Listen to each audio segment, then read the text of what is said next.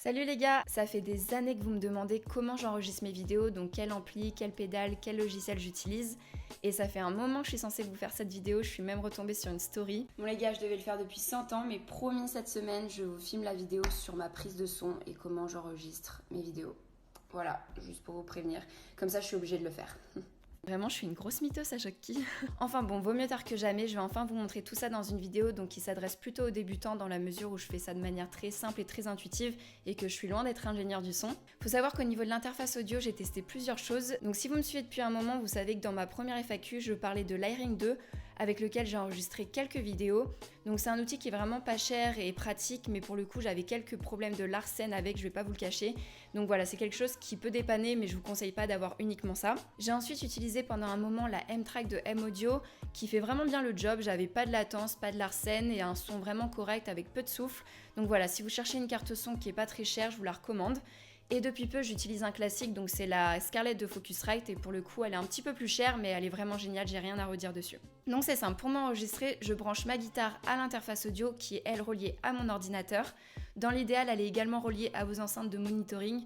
Moi, pour le coup, j'en ai pas, donc je m'enregistre au casque depuis des années, et ça fait le taf aussi. Il vous faut ensuite un logiciel qui va vous permettre de capturer et de modifier le son. Donc comme vous avez pu le voir, j'ai changé pas mal de fois d'interface audio, mais j'ai toujours utilisé le même logiciel, et ce logiciel c'est GarageBand. Donc il faut savoir qu'il y en a une multitude, hein. Il y a Ableton, Logic Pro, Cubase, etc. Donc c'est vraiment à vous de voir ce qui vous convient le mieux finalement. Personnellement, j'ai un Mac, donc je me suis orientée vers GarageBand vu que c'est un logiciel qui est gratuit et déjà intégré dans l'ordinateur. Donc je vais vous montrer un peu sur l'ordi ce que ça donne pour que ça soit plus clair pour vous.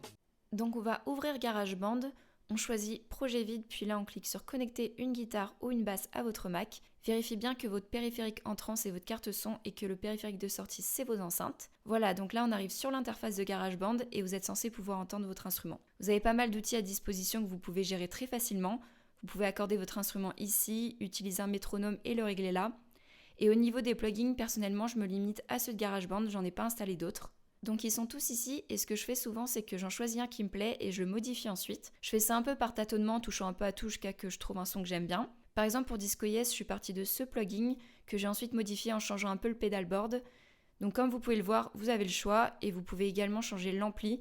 Donc vous avez quand même pas mal de possibilités pour obtenir tout type de son. Et une fois que vous avez un son qui vous convient, vous pouvez l'enregistrer ainsi et du coup il va venir se mettre dans les pages d'utilisateurs qui sont tous les plugins que vous avez modifiés ou créés. Personnellement pour mes solos, vous me demandez souvent comment j'obtiens ce son un peu gilmourien. Donc j'utilise ce plugin que j'ai créé. Donc au niveau du pedalboard, j'ai fait simple, je me suis limitée à une disto et à une vibe. Et pour l'ampli, voilà les réglages que j'ai effectués.